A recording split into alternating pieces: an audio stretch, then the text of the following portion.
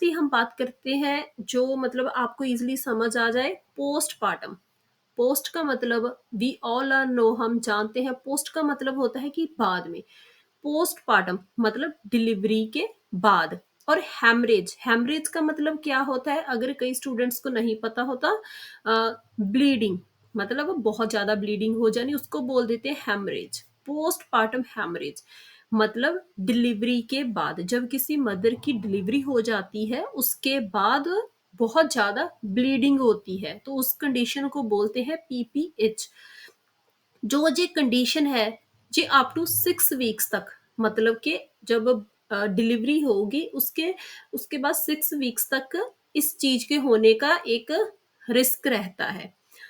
तो जो ये कंडीशन है ये बहुत ही डेंजर कंडीशन है। इसमें बहुत ज़्यादा हैमरेज होती है, बहुत ज़्यादा फीमेल के मतलब बहुत ज़्यादा उनके ब्लीडिंग होती है और ये इतनी डेंजर कंडीशन है कि कई बार कई फीमेल्स की इसमें डेथ भी हो जाती है। और ये डिलीवरी की थर्ड स्टेज ऑफ डिलीवरी की कॉम्प्लिकेशन है। तो is excessive bleeding after child birth जो हमने पहले भी बात की है कि बच्चे के बर्थ होने के बाद जो ब्लीडिंग होती है उसको बोल देते हैं पोस्टमार्टम हेमरेज। तो इसमें हमने एक वर्ड लिया है एक्सेसिव ब्लीडिंग। हमने मतलब एक्सेसिव ब्लीडिंग क्यों लिखा है मतलब इसमें एक लिमिट है कि इतने से ज्यादा ब्लड लॉस हुआ तो वो आता है पोस्टमार्टम हेमरेज के अंदर। जैसे कि blood loss more than 500 ml after vaginal delivery. तो अगर किसी फीमेल की वजाइनल डिलीवरी हुई है तो उसमें जो ब्लड है वो 500 या उससे ज्यादा लॉस हो उस कंडीशन को बोल देते हैं पोस्टमार्टम हेमरेज। और अगर किसी का सजेरियन सेक्शन हुआ है तो अगर उसमें जो ब्लीडिंग है वो है 1000 ml या फिर उससे ज्यादा तो वो आता है पोस्टमार्टम हेमरेज के अंदर। तो ये जो क्वेश्चन है ये बहुत इंपॉर्टेंट है, प्रैक्टिकल में पूछा जाता है, जो वाइवा में भी पूछा जाता है कि वजाइनल डिलीवरी है उसमें कितना ब्लड लॉस होता है वो पोस्टमार्टम हेमरेज के अंडर आता है मोर देन 500 ml। तो अगर सिजेरियन सेक्शन है तो उसमें 1000 ml या उससे ज्यादा। तो अगर इससे ज्यादा ब्लड लॉस हुआ या इतना है वो आता है पोस्टमार्टम हेमरेज के अंडर। ये थी डेफिनेशन। तो नेक्स्ट हम बात करेंगे क्लासिफिकेशन ऑफ पीपीआई जिसको हम बोल सकते हैं टाइप्स। जी भी एक बहुत टॉपिक मतलब इम्पोर्टेंट पार्ट है पीपीएच का। तो इसमें आ गया इसकी टू टाइप्स हैं। फर्स्ट आ गया प्राइमरी पीपीएच, सेकंड है सेकेंडरी पीपीएच। तो जो प्राइमरी पीपीएच है PPH occurs with in 24 hour of delivery. तो इसमें हम पीपीएच को मतलब लेके चलेंगे कि एक्सेसिव ब्लीडिंग मतलब जो ब्लीडिंग हुई वो हुई डिलीवरी के मतलब मतलब जो जब बेबी की डिलीवरी हुई मदर की डिलीवरी हुई तो उसमें 24 आवर के विद इन मतलब डिलीवरी हुए अभी तक 24 आवर नहीं हुए और उससे पहले ही पीपीएच कंडीशन आ गई, एक्सेसिव ब्लीडिंग आ गई। तो इसका जो मोस्ट कॉमन कॉज होता है जो प्राइमरी पीपीएच का वो होता है एटॉनिक यूट्रस। एटॉनिक यूट्रस का मतलब क्या होता है कि जब जो यूट्रस है यूट्रस के जो मसल्स होते हैं उसकी मतलब जो मसल टोन होती है यूट्रस की मसल टोन होती है वो कम हो जाती है। मतलब जो यूट्रस है वो प्रॉपरली कॉन्ट्रैक्ट नहीं करता। तो जब वो प्रॉपरली कॉन्ट्रैक्ट नहीं करेगा तो उससे क्या है बहुत ज़्यादा ब्लीडिंग कॉज होगी। तो अगर ब्लीडिंग हुई तो वो किसके अंडर आ जाती है पीपीएच के अंडर। तो मतलब जो कॉन्ट्रैक्ट करना है यूट्रस ने वो क्यों इंपॉर्टेंट है कि जब यूट्रस कॉन्ट्रैक्ट करेगा तो उसके साथ साथ जो ब्लड वेसल्स होती हैं वो भी कंस्ट्रिक्शन होती है उनकी। तो उससे क्या है ब्लड लॉस होने के चांसेस कम हो जाते हैं क्योंकि ब्लड वेसल कॉन्स्ट्रिक्ट होगी। तो इस कंडीशन में क्या होता है एटॉनिक यूट्रस में जो यूट्रस है वो प्रॉपरली कॉन्ट्रैक्ट नहीं करता और it cause PPH excessive bleeding.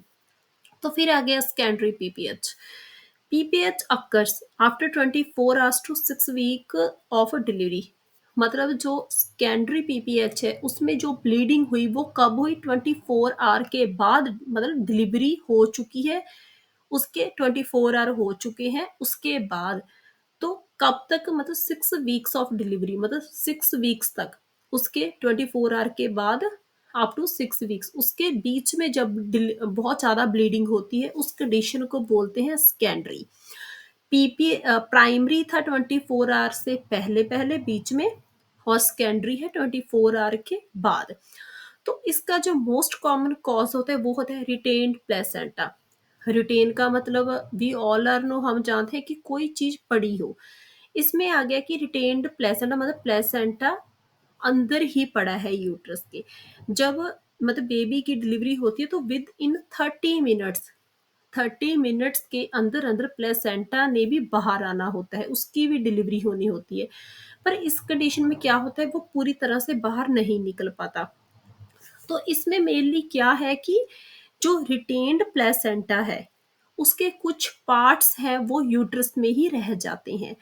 तो वो क्या करते हैं, मतलब कि वो ब्लीडिंग कॉज करते हैं, पीपीएच कॉज करते हैं। मतलब सारा प्लेसेंटा नहीं अंदर रहा, उसके कुछ फ्रेगमेंट्स, उसके कुछ पार्ट्स हैं वो यूट्रस से अटैच रह गए। तो उस कंडीशन में क्या होता है, पीपीएच कॉज होता है।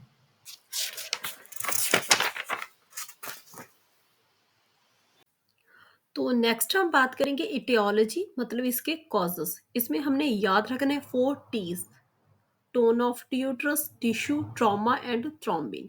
ये 4 T हमने याद रखने हैं। उससे क्या है, हम इसकी इटियोलॉजी कॉजेस को इजिली याद भी रख सकते हैं और लिख भी सकते हैं। फर्स्ट आ गया टोन ऑफ यूट्रस, मतलब यूट्राइन एटोनी, जिसके बारे में हमने पहले भी बात की है कि यूट्रस है जो उसकी उसके जो मसल्स होते हैं, मसल टोन है वो कम हो जाती है। उससे क्या है, जो यूट्रस है वो प्रॉपरली कॉन्ट्रैक्ट नहीं करता, वो क्या करता है, कॉज करता है ब्लीडिंग। तो इस केस में मतलब जो पीपीएच है उसमें 70% जो कॉज है पीपीएच का वो होता है टोन ऑफ यूट्रस, मतलब यूट्राइन एटोनी, मतलब एटॉनिक यूट्रस, जो हमने पहले भी बात की है क्लासिफिकेशन में। तो इसमें क्या है, जो यूट्रस है प्रॉपरली कॉन्ट्रैक्ट नहीं करता, तो उसकी जो ब्लड वेसल्स है वो भी नहीं कॉन्स्ट्रक्ट करती, उससे क्या है, एक्सेसिव ब्लीडिंग होती है। तो सेकंड आ गया टिश्यू। तो टिश्यू, रिटेन्ड प्लेसेंटा और मेम्ब्रेन्स। तो हमने पहले भी बात की है कि अगर जो प्लेसेंटा है वो डिलीवरी के बाद 30 मिनट्स में वो बाहर नहीं आया, उसकी डिलीवरी नहीं हुई, या फिर उसका कुछ पार्ट बाहर आ गया, कुछ अंदर ही है यूट्रस में अटैच, तो उससे भी क्या है, जो ब्लीडिंग है वो कॉज होती है, पीपीएच कंडीशन आती है। तो ये है एक सेकंड मोस्ट कॉमन कॉज। तो जिसमें क्या है, प्लेसेंटा जब उसके कुछ मेम्ब्रेन, कुछ पार्ट्स हैं वो यूट्रस में ही अटैच रह गए। तो मतलब जो रिटेन्ड प्लेसेंटा है, जे जो फर्स्ट है टोन ऑफ यूट्रस, इसके साथ ही रिलेट है, क्योंकि अगर यूट्रस है वो प्रॉपरली कॉन्ट्रैक्ट नहीं करेगा तो उससे क्या है, प्लेसेंटा अंदर ही रिटेन रह जाएगा। तो नेक्स्ट थर्ड है ट्रॉमा, मतलब जब ड्यूरिंग चाइल्ड बर्थ क्या होता है कि जो फीमेल वजाइना होता है, जो उसका पेरिनियम एरिया है वहां पे कोई इंजरी होगी, कोई मतलब लेसिरेशन हो, कोई टीयर हो गया, मतलब उसके जो जेनाइटल ट्रैक है वहां पे कोई लेसिरेशन होगी, टीयर होगी, कोई इंजरी होगी, ट्रॉमा हो गया, तो उससे भी क्या है, बहुत ज़्यादा एक्सेसिव ब्लीडिंग हो सकती है, मतलब जो जेनाइटल ट्रैक है वहां पे कोई इंजरी होगी। फिर आ गया यूट्राइन रप्चर। तो इसमें क्या होता है कि मतलब यूट्राइन रप्चर होने के चांसेस हो जाते हैं। रप्चर हो जाए अगर तो वहाँ पे भी एक्सेसिव ब्लीडिंग होती है। फॉर एग्जांपल जैसे कि कोई फीमेल है, उसका पहले जो प्रीवियस बेबी था वो हुआ है सजेरियन से, तो अब वो वजाइनल डिलीवरी को मतलब ट्राई किया, तो उस केस में भी क्या होता है, यूट्रन रप्चर हो जाता है, तो वो क्या करता है, it cause PPH, excessive bleeding. तो नेक्स्ट आ गया थ्रोम्बिन, मतलब थ्रोम्बिन का मतलब आ गया, कई स्टूडेंट्स को पता है, मतलब ब्लड क्लॉटिंग के रिगार्डिंग, मतलब जैसे कि कोagulopathy या फिर डीआईसी, डिसेमिनेटेड इंट्रावेस्कुलर कोagulation, मतलब कि अगर किसी मदर को, फीमेल को कोई भी ब्लड क्लॉटिंग प्रॉब्लम है, मतलब उनका जो ब्लड है वो क्लॉट नहीं हो पा रहा, मतलब इस कंडीशन में क्या होता है कि जो मतलब जो ब्लड है वो क्लॉट नहीं हो पाता प्रॉपर, तो उससे क्या है, एक्सेसिव ब्लीडिंग होती है, मतलब ब्लड कोagulation डिसऑर्डर, मतलब ब्लड क्लॉटिंग में प्रॉब्लम हो। तो जे थे कॉजेस, मतलब 4 T's। करेंगे रिस्क फैक्टर्स। फर्स्ट है यूटेराइन फैक्टर्स, मतलब कोई यूट्रस के रिलेटेड कोई ऐसा फैक्टर है जिससे क्या है पोस्टपार्टम हैमरेज के चांसेस बढ़ सकते हैं। तो फर्स्ट आ गया ओवर डिस्टेंशन, जिसमें आ गया मल्टीपल गैस्ट्रेशंस पॉलीहाइड्रामिनोस। मतलब मल्टीपल गैस्ट्रेशंस का मतलब आ गया कि अगर अगर कोई मदर है उसके जो फीटस है उस वो एक से ज्यादा है, जैसे कि ट्विन है, ट्रिपल है, या फिर इससे भी ज्यादा है। तो उससे क्या है जो यूट्रस है वो ओवर डिस्टेंशन रहेगा। फिर आ गया पॉलीहाइड्रामिनस, इसका मतलब आ जाता है, पॉली का मतलब होता है ज्यादा। छोटी छोटी टर्म्स है उससे भी हमें आइडिया मिल जाता है अगर हमने किसी चीज की डेफिनेशन बनानी होती है। पॉली का मतलब होता है बहुत ज्यादा। तो इसके लास्ट में एमनियोस लिखा है, मतलब कि ये वर्ड है जो एमनियोटिक फ्लूइड से रिलेटेड है। तो इसका मतलब आ गया कि अगर अमनियोटिक फ्लूइड की जो अमाउंट है, जो फीटस उसके सराउंडिंग वो नॉर्मल से ज्यादा है, उससे भी क्या है ये यूट्रस है वो ओवर डिस्टेंशन रहेगा। तो ऐसी कंडीशंस में भी अगर ये यूट्रस है वो ओवर डिस्टेंशन में है तो पोस्टपार्टम हैमरेज का रिस्क बढ़ जाता है। फिर आ गया प्लेसेंटल एबनॉर्मेलिटीज। तो प्लेसेंटल एबनॉर्मेलिटीज का मतलब आ गया कि अगर कोई प्रॉब्लम है जो वो है प्लेसेंटा के रिलेटेड, मतलब प्लेसेंटा में कोई एबनॉर्मेलिटी है। फर्स्ट आ गया प्लेसेंटा प्रीविया। प्लेसेंटा प्रीविया में आ गया कि अगर जो प्लेसेंटा है वो यूट्रस के लोअर सेगमेंट में है तो उससे क्या है वो कॉज करेगा एक्सेसिव ब्लीडिंग। फिर आ गया प्लेसेंटा एक्रेटा। इसका मतलब आ गया कि अगर जो प्लेसेंटा है वो बायोमेट्रियम जो डीप लेयर है यूट्रस की उसके साथ अटैच है। अगर वो उसके साथ अटैच है तो अटैच है तो वो सेपरेट नहीं हो पाएगा। तो अगर वो सेपरेट नहीं हुआ तो उससे क्या है एक्सेसिव ब्लीडिंग होने के चांसेस बढ़ जाते हैं। फिर आ गया रिटेन्ड प्लेसेंटा। तो फर्स्ट पार्ट में हमने बात की थी, उसमें हमने एटियोलॉजी कॉजेस के बारे में भी बात की थी। उसमें हमने डिस्कस किया था रिटेन्ड प्लेसेंटा। अगर प्लेसेंटा के कुछ पार्ट्स कुछ फ्रेगमेंट्स हैं वो यूट्रस में ही रह जाए, मतलब पूरी तरह से वो डिलीवर ना हो, तो वो भी क्या कॉज करता है पोस्टपार्टम हैमरेज। फिर आ गया थर्ड आ गया ऑब्स्टेट्रिक इंटरवेंशंस। मतलब कि ऑब्स्टेट्रिक इंटरवेंशंस मतलब ड्यूरिंग डिलीवरी कोई प्रॉब्लम आ जाएगी, जैसे कि कोई मदर है उसकी जो डिलीवरी वो फोर्सएप से हुई है जहाँ फिर वैक्यूम डिलीवरी हुई है। उससे क्या है कि जो मतलब ड्यूरिंग डिलीवरी अगर कोई इंजरी हो जाए मदर के, कोई टीयर हो गया, तो उससे भी क्या है एक्सेसिव ब्लीडिंग हो सकती है। फिर आ गया यूटेराइन रप्चर। इसका मतलब आ गया कि जो मस्कुलर वॉल है यूट्रस की उसमें कोई टीयर हो जाए, कोई ट्रॉमा हो जाए, कोई इंजरी हो जाए। ओवरऑल जो जेनाइट पार्ट है, पेरिनम पार्ट है मदर का, उसमें ड्यूरिंग डिलीवरी या फिर ड्यूरिंग प्रेगनेंसी कोई इंजरी हो जाए, कोई टीयर हो जाए, कोई ट्रॉमा हो जाए, उससे क्या है मतलब पोस्टमार्टम हेमरेज का रिस्क भी बढ़ जाता है।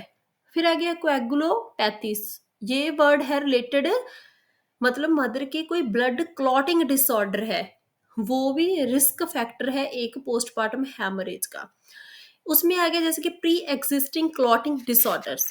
मतलब अगर मदर को पहले से ही, मतलब उसकी पास्ट हिस्ट्री से ही कोई प्रॉब्लम है ब्लड क्लॉटिंग के रिलेटेड, फॉर एग्जांपल हेमोफीलिया है उसकी बॉडी में, कोई ऐसी डिजीज है जो ब्लड क्लॉटिंग डिसऑर्डर के रिलेटेड है, तो उससे भी क्या है ब्लीडिंग, एक्सेसिव ब्लीडिंग के चांसेस बढ़ जाते हैं।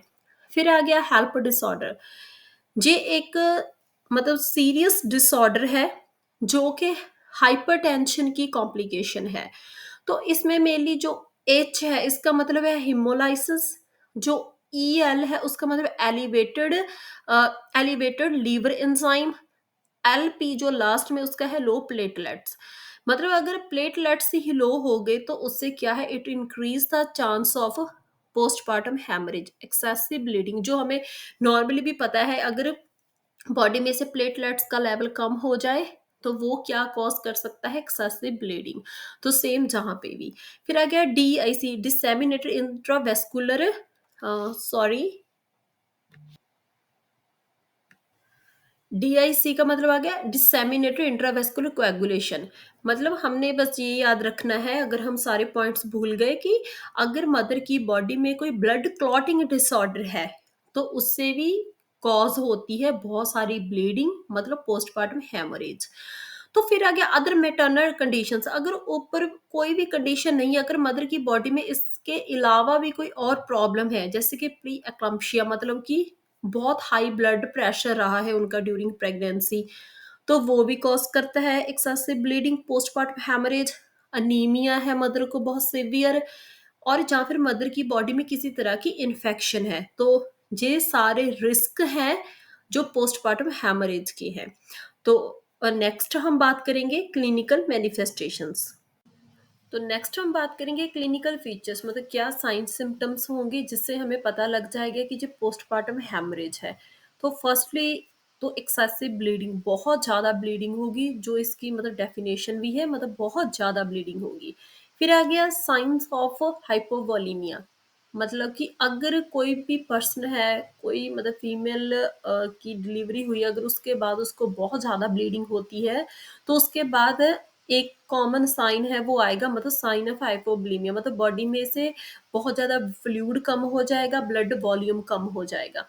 तो उस कंडीशन को बोल देते हैं हाइपोवोलीमिया, मतलब हाइपो मतलब कम हो गया। तो उससे क्या है कि जब किसी को हाइपोवोलीमिया हो जाएगा, बॉडी में ब्लड का मतलब वॉल्यूम कम हो जाएगा, बहुत ज़्यादा फ्लूइड लॉस हो जाएगा, तो उस उससे क्या है टैकीकार्डिया, मतलब हार्ट रेट बहुत बढ़ जाएगी मदर की। हाइपोटेंशन, अगर बॉडी में से बहुत ज़्यादा ब्लड लॉस हो गया, तो मदर का जो ब्लड प्रेशर है वो भी लो हो जाएगा, पर हार्ट रेट ज़्यादा हो जाएगी। फिर आ गया पेलर, मतलब स्किन है वो पेल नजर आएगी। डिजीनेस मतलब मदर को चक्कर से आएंगे। तो उसके बाद आ गया थर्ड यूटेराइन एटोनी, मतलब जो यूट्रस है वो कॉन्ट्रैक्ट नहीं करेगा, उसकी जो मसल टोन है वो कम हो जाएगी। तो जो मतलब जो यूट्रस है वो सॉफ्ट बॉगी यूट्रस नजर आएगा, मतलब वो नॉर्मल से थोड़ा सा लार्ज नजर आएगा, और वो बहुत ज़्यादा सॉफ्ट होगा, मतलब वो प्रॉपरली कॉन्ट्रैक्ट नहीं होगा। तो यो जो मेन इसका मतलब साइन होता है पोस्टपार्टम हेमरेज का, मतलब कि जो यूट्रस होगा वो सॉफ्ट हो गया और इनलार्ज होगा। तो फिर आ गया परसिस्टेंट ब्लीडिंग, मतलब जो ब्लीडिंग है वो निरंतर, वो चलती रहेगी, रुकेगी नहीं। डिस्पाइट यूटेराइन मसाज, अगर आप मसाज भी करोगे उसके बावजूद भी जो ब्लीडिंग है वो होती जाएगी।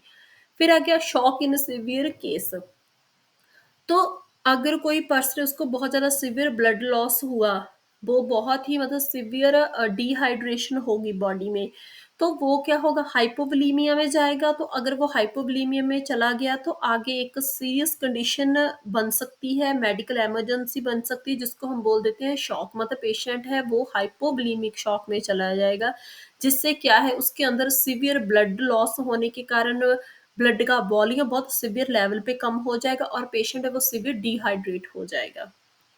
तो नेक्स्ट हम बात करेंगे डायग्नोस्टिक टेस्ट। तो इसमें आ गया फर्स्टली है क्लिनिकल असेसमेंट। तो फर्स्ट आ गया मतलब हम खुद कैसे असेस करेंगे कि पेशेंट उसकी कंडीशन सिवियर है और उसको पोस्टमार्टम हेमरेज हो रहा है। फर्स्ट है कि एस्टिमेशन ऑफ ब्लड लॉस, तो हम ऑब्जर्व करेंगे कि पेशेंट है, हम असेस करेंगे कि उसका ब्लड लॉस है वो नॉर्मल से ज़्यादा हो रहा है। तो इससे मतलब इसके बहुत सारे मेथड है, या तो हम सरफेस एरिया चेक करेंगे सैनिटरी पैड के थ्रू, या फिर किडनी ट्रे के थ्रू। तो इससे क्या है हम एस्टिमेशन लगाएंगे कि कितना ब्लड लॉस है वो हो रहा है, मतलब नॉर्मल से ज़्यादा हो रहा है।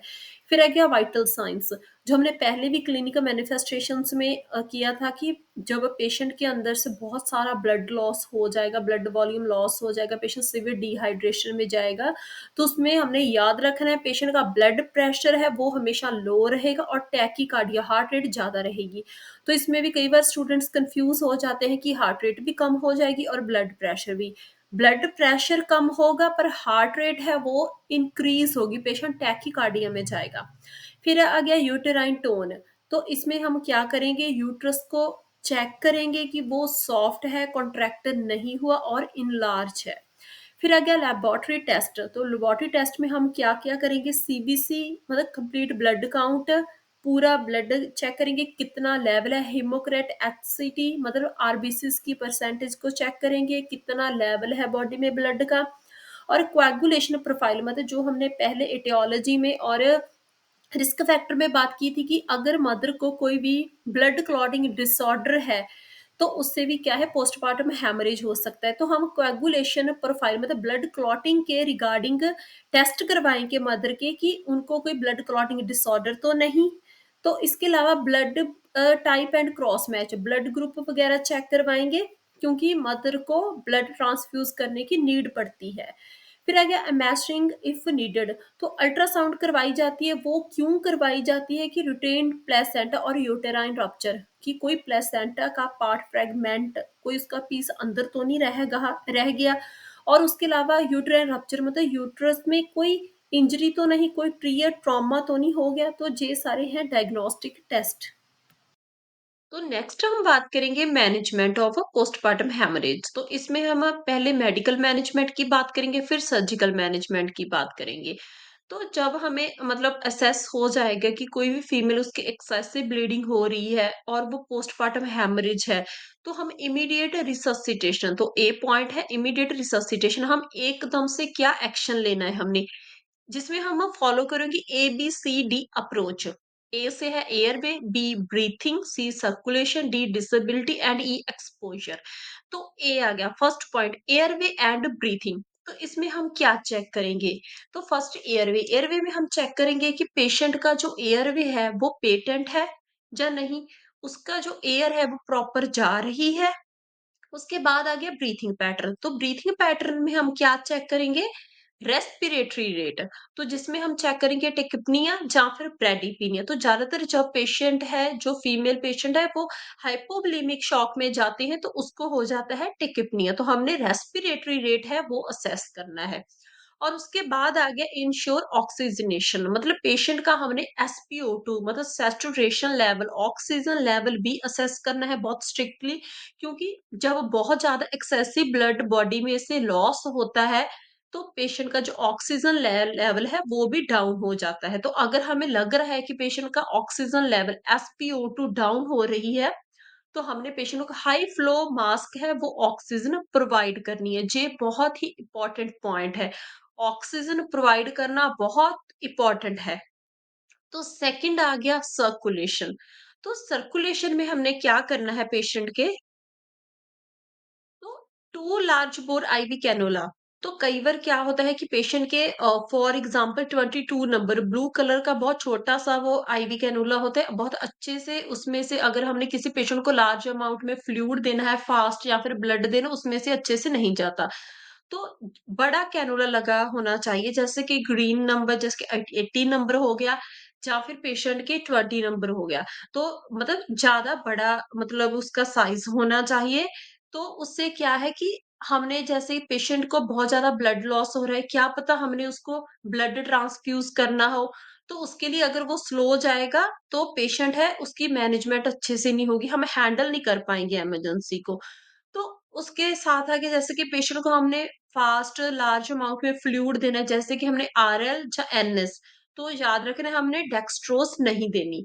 तो ऐसे हमारे जो आईवी कैनूल है वो अच्छे साइज के लगे होने चाहिए, कोशिश करनी है 80 नंबर या फिर 20 नंबर। तो ऐसे हमारा जो आईवी कैनूल है वो बिल्कुल क्लियर होना चाहिए।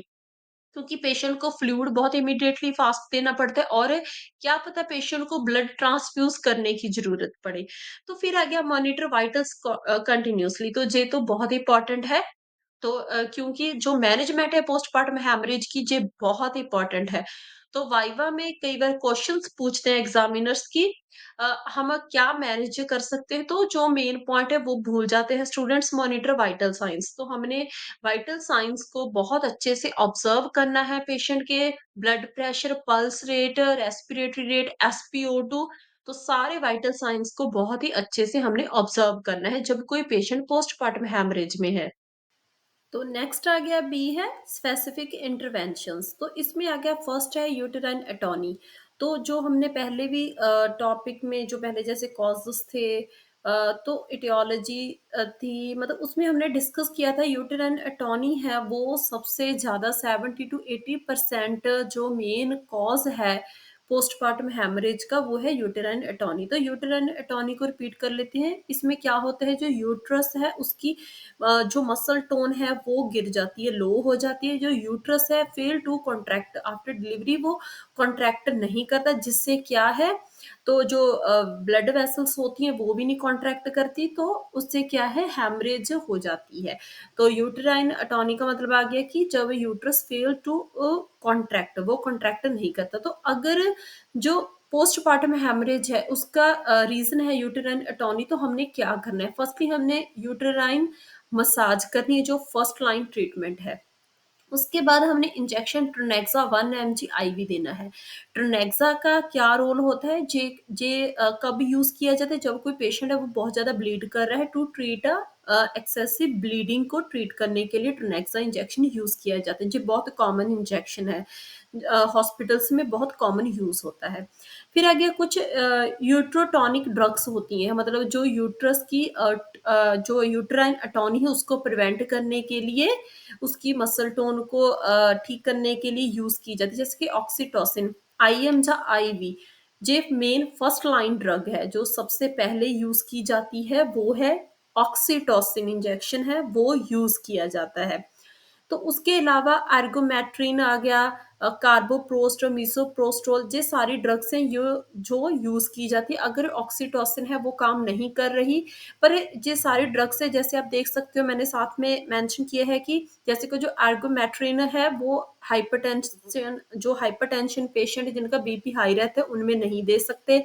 कार्बोप्रोस्ट जिनमें अस्थमा की प्रॉब्लम, उन मदर्स को नहीं दे सकते। मीसोप्रोस्टोल भी हम यूज कर सकते हैं अगर, मतलब इफ अदर आर अनअवेलेबल, तो उसके अलावा मीसोप्रोस्टोल, मतलब जो फर्स्ट यूज की जाती है गायनाकोलॉजिस्ट के थ्रू ड्रग, वो होती है ऑक्सीटोसिन।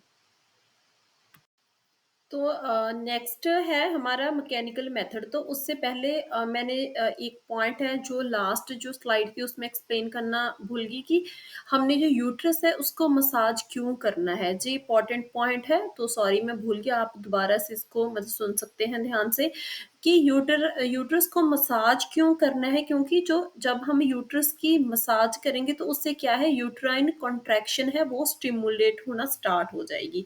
जो यूट्रस है उसकी मसल टोन या फिर जो यूट्रस है वो कॉन्ट्रैक्ट होना, उसकी कॉन्ट्रैक्शन होनी स्टार्ट हो जाएगी। तो ये है मेन फायदा यूट्रस मसाज का। तो नेक्स्ट हम बात करेंगे mechanical method, bye manual compression compression of uterus so that bleeding stop. तो जैसे आप इमेज में देख सकते हैं, एक हाथ है वो ऊपर मतलब पेट के एब्डोमेन पे लगाया और दूसरा है वो वजाइना के थ्रू इंसर्ट किया। तो इससे क्या है कि यूट्रस को, और जो हमने पेट पे हाथ लगाया और जो वजाइना के थ्रू यूट्रस तक लेके गए, उसको बिल्कुल कंप्रेस करके रखना है जब तक ये ब्लीडिंग है वो स्टॉप नहीं हो जाती। तो इसको मतलब मिनिमम 5 मिनट्स तक हमने कॉम्प्रेस कॉम्प्रेस करके रखना है। तो ये था by manual compression of uterus. तो ब्लीडिंग को स्टॉप करने का ये मैकेनिकल मेथड है।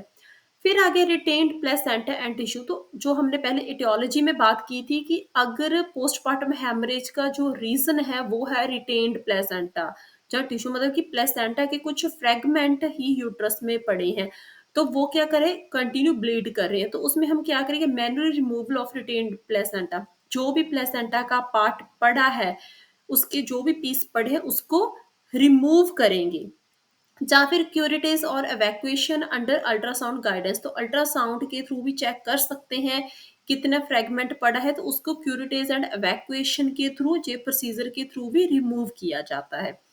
फिर आ गया फोर्थ है ट्रॉमा रिलेटेड ब्लीडिंग।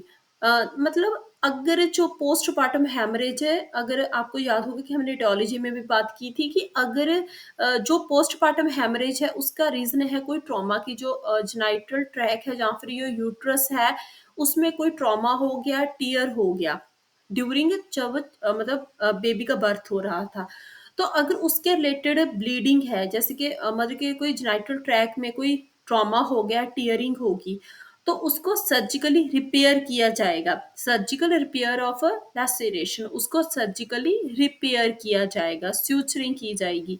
तो अगर यूटेराइन रप्चर है, मतलब यूट्रस है वो रप्चर हो गया तो उसको भी सर्जिकली रिपेयर किया जाएगा। मतलब सूचर रिपेयर से जो भी ट्रॉमा हुआ है, टियर हुआ है, उसको रिपेयर किया जाएगा। तो नेक्स्ट आ गया, फिफ्थ है बैलून टेम्पोनेड, जिसको बोल देते हैं बकरी बैलून। इफ सीवियर, तो ज्यादा ब्लीडिंग हो रही है, जो मैनुअली कोई प्रोसीजर किया या फिर मेडिसिन दी उससे काम नहीं बना, तो वहां पे एक यूज किया जाता है बैलून का, जिसको बोल देते हैं बकरी बैलून। तो पहले आप इमेज में देख सकते हो कि इसके पार्ट्स है, जो फूला हुआ है वो है बैलून, और जहाँ पे सी लिखा वो है इसकी ट्यूबिंग, एंड जो बी है वो है इसका पोर्ट। तो इसमें क्या है, एक जो सेकंड इमेज है उसमें पोर्ट के साथ मतलब एक सिरिंज अटैच की जाती है। तो फिर क्या होता है, जब जिस बैलून को मतलब वजाइना के थ्रू यूट्रस तक पहुंचाया जाता है, तो पहुंचाने के बाद सिरिंज के थ्रू जो पॉट है उसके साथ सिरिंज को अटैच किया जाता है, और वॉर्मल नॉर्मल सेलाइन है वो जो बैलून है वहां तक पहुंचाई जाती है। कितनी, 300 ml से 500 ml तक नॉर्मल सलाइन है, वार्मर वार्मर होनी चाहिए। नॉर्मल सलाइन है वो जो बैलून है जो यूट्रस में हमने मतलब प्लेस किया, उसको उसमें नॉर्मल सलाइन है उसको फिल करना है। उससे क्या है, जो बैलून है वो फूल जाएगा। 300 ml से 500 ml तक हमने नॉर्मल सलाइन डालनी है, मतलब वार्मर नॉर्मल सलाइन डालनी है। उससे क्या है, जो बैलून है वो फूल जाएगा। फूल जाने के बाद वो क्या करेगा, यूट्रस है उसको कंप्रेस करेगा। उसको कंप्रेस जब होगा उसके साथ साथ उसकी ब्लड वेसल्स भी कंप्रेस होगी। तो अगर वो कंप्रेस हो जाएंगी तो उससे क्या है, ब्लीडिंग है वो स्टॉप हो जाएगी। तो आप देख सकते हैं इस प्रोसीजर को बोल देते हैं, बैलून का इस्तेमाल किया जाता है जिसको बोल देते हैं बकरी बैलून। इसमें बैलून होता है, ट्यूबिंग होती है, पॉट होता है। तो उस पॉट के थ्रू हमने एनएस को भेजना है, वजाइना के थ्रू इस बैलून को यूट्रस तक पहुंचाया जाता है, और उसके बाद उसमें वॉर्मन नॉर्मस लाइन को इंसर्ट किया जाता है 300 से 500 ml तक। और जो बैलून है वो फूल जाएगा, और उससे क्या है, जो यूट्रस है वो कंप्रेस हो जाएगा, और उसके साथ जो ब्लड वेसल्स है वो भी कंप्रेस हो जाएंगी। तो उससे क्या है, हेल्प मिलेगी ब्लीडिंग को स्टॉप होने के लिए। नेक्स्ट हम बात करते हैं सिक्स्थ, थ्रोम्बिन डिसऑर्डर। तो जो हमने पहले भी टियोलॉजी में कॉजेस में डिस्कस किया था, अगर जो पोस्टपार्टम हैमरेज है उसका रीजन ये भी हो सकता है कि मदर को कोई ब्लड क्लॉटिंग डिसऑर्डर है। तो अगर उनको कोई ब्लड क्लॉटिंग डिसऑर्डर की वजह से पोस्टपार्टम हैमरेज हो रहा है, तो हम उसको ट्रीट करेंगे, ट्रीट अंडरलाइन कोगुलेशन डिसऑर्डर, जो भी उनको कोगुलेशन डिसऑर्डर है उसको ट्रीट करेंगे। या फिर उसके अलावा पेशेंट है, जैसे कि अगर कोई भी पेशेंट है उसको कोई ब्लड क्लॉटिंग डिसऑर्डर है, इसका मतलब है कि पेशेंट की बॉडी में कोई क्लॉटिंग फैक्टर मिस है, वो नहीं है, उसकी कमी है। तो हम उस कमी को पूरा करेंगे। तो उसके लिए पेशेंट को एफएफपी मतलब फ्रेश फ्रोजन प्लाज्मा दिए जाते हैं। उसके अलावा जहाँ फिर प्लेटलेट्स भी पेशेंट को ट्रांसफ्यूज किए जाते हैं, क्योंकि अकॉर्डिंग टू कंडीशन अगर पेशेंट के प्लेटलेट्स लो हैं, तो उसके अलावा क्रियोप्रेसिपिटेट है, ये भी ट्रांसफ्यूज किया जाता है। ये एक प्लाज्मा होता है जिसमें बहुत सारे क्लॉटिंग फैक्टर्स होते हैं।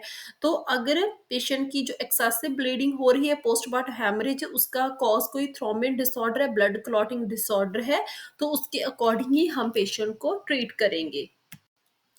तो नेक्स्ट है सर्जिकल मैनेजमेंट। अगर कोई मेडिकल मैनेजमेंट है, या फिर हमने मैन्युअली किया, कुछ भी हमने सारी टेक्निक्स है वो फॉलो कर ली, उससे भी काम नहीं बना, ब्लीडिंग स्टॉप नहीं हुई, तो एंड में प्रोसीजर करेंगे सर्जिकल मैनेजमेंट। तो ये जो स्लाइड है इसमें हम बात करेंगे सर्जिकल मैनेजमेंट क्या है पोस्टमार्टम हेमरेज की। फर्स्ट है बी लंच स्यूचर। तो जो फर्स्ट टू है, जैसे कि यूट्राइन आर्टरी लाइगेशन, तो ये जो दोनों सर्जरीज हैं, फर्स्ट फर्स्ट एंड सेकंड, ये उनके किए जाती है जिनको फ्यूचर में बेबी चाहिए, उनकी मतलब फैमिली अभी इनकम्प्लीट है, उनको फ्यूचर में और भी एक बेबी चाहिए। तो उन केसेस में, जैसे कि बी लंच स्यूचर में क्या होता है, इंटायर यूट्रस को स्यूचर कर दिया जाता है, जिससे क्या है, उसका मेन जो मकसद है, जो मेन एम है, क्या होता है, पूरे यूट्रस को स्यूचर करने का, कि जिससे क्या है, यूट्रस है वो कंप्रेस हो जाएगा, और ब्लीडिंग है वो स्टॉप हो जाएगी। बी लंच सूचर में क्या होगा, पूरे एंटायर यूट्रस की सूचरिंग की जाती है ताकि जो यूट्रस है वो कंप्रेस हो जाए और ब्लीडिंग स्टॉप हो जाए। सेकंड है यूट्राइन आर्टरी लाइगेशन। इसमें क्या होता है, जो यूट्रस की आर्टरी है उसको ही ब्लॉक कर दिया जाता है। तो उसके अलावा लास्ट ऑप्शन है हिस्टेरेक्टमी।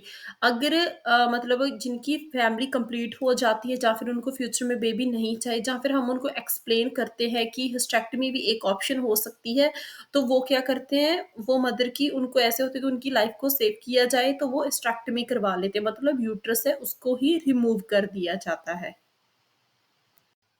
तो नेक्स्ट हम बात करेंगे कॉम्प्लिकेशंस। तो जब भी किसी फीमेल को पोस्टपार्टम हैमरेज होती है तो क्या-क्या कॉम्प्लिकेशंस, क्या-क्या मतलब कोई सीरियस कंडीशंस हमें देखने को मिलती हैं। फर्स्ट आ गया हाइपोवोलेमिक शॉक, जिसके बारे में हमने स्टार्टिंग से बात की है। तो मेन जो मतलब जो फीमेल है उसका इतना ज़्यादा फ्लूइड लॉस हो जाता है, इतना ज़्यादा ब्लड लॉस हो जाता है कि वो सीधा जाती है हाइपोवोलेमिक शॉक में। उसकी बॉडी में ब्लड भी बहुत लॉस हो गया और फ्लूइड भी लॉस हो गया। तो वो मेन कॉम्प्लिकेशन आती है सबसे पहले। अगर आपको कोई पूछे वाइवा में या प्रैक्टिकल में कि सबसे पहले कौन-सी कॉम्प्लिकेशन आती है पोस्टपार्टम हैमरेज से, तो वो है हाइपोवोलेमिक शॉक। सबसे पहले फीमेल हाइपोवोलेमिक शॉक में जाएगी और उसके बाद क्या होगा, मल्टी ऑर्गन फेलियर।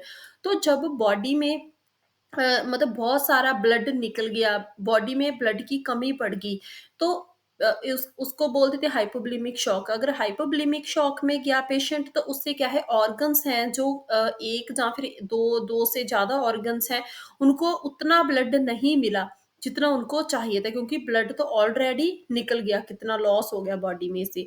तो ऑर्गन्स है वो फेल होना स्टार्ट हो जाएँगे। 2 से ज़्यादा ऑर्गन्स फेल हुए तो उसको बोल देते हैं मल्टी ऑर्गन फेलियर। फिर आ गया शहानसड सिंड्रोम। तो उससे क्या है, पिट्यूटरी नेक्रोसिस। तो ब्लड की कमी से क्या होता है, पिट्यूटरी जो नेक्रोसिस है, जो टिश्यूज़ हैं उनकी डेथ होनी स्टार्ट हो जाती है। फिर आगे डीआईसी, डिसेमिनेटेड इंट्रावेस्कुलर कोआगुलेशन, ये डिसऑर्डर देखने को मिलेगा। फिर आगे अनीमिया। तो सॉरी वहाँ पे स्पेलिंग थोड़ी मिस्टेक है, एनीमिया है। तो उसमें क्या है कि मतलब जो फीमेल है उनको अनीमिया होगा, वो तो पता ही है कि जब बॉडी में ब्लड की कमी होगी तो वो एकदम से अनीमिया में जाएगी, तो उसमें क्या है, ब्लड ट्रांसफ्यूज़ की ज़रूरत पड़ सकती है। फिर आ गया 6th आ गया मैटरनल डेथ। अगर ये प्रॉपर्ली ट्रीट नहीं किया गया या फिर ट्रीटमेंट कर रहे थे, फिर भी कंडीशन है वो हैंडल नहीं हुई, तो मदर की डेथ भी हो जाती है। या फिर वो पहले छोटे क्लिनिक में थे, जो मतलब मैंने आज तक ज़्यादा एक्सपीरियंस किया है इस प्रॉब्लम को, जितना भी केसेस देखे हैं कि वो छोटे क्लिनिक में डिलीवरी होती है, तो जब वो किसी हाई हॉस्पिटल में जाते हैं तब तक ब्लड बहुत ज़्यादा क्वांटिटी में लॉस हो चुका होता है। पेशेंट है वो हाइपोवोलेमिक शॉक में गया होता है और उसके साथ-साथ मल्टी ऑर्गन फेलियर हो चुके होते हैं। तो उससे क्या है, कोशिश करते हैं मैनेज करने की, पर वो कंडीशन मैनेज नहीं होती क्योंकि ब्लड बहुत ज़्यादा लॉस हो गया होता है। पेशेंट का ब्लड प्रेशर भी गिर गया होता है पूरी तरह से। तो उस कंडीशन में ज़्यादातर मदर है उनकी डेथ हो जाती है। तो जो मेन कॉम्प्लिकेशन आती है वो यही होती है, अगर इसको टाइम पे ट्रीट ना किया जाए तो मदर की डेथ हो जाती है। तो अगर आपको मेरी ये वीडियो अच्छी लगी, मेरे चैनल को लाइक करना, सब्सक्राइब करना एंड शेयर करना। तो लास्ट में थैंक यू।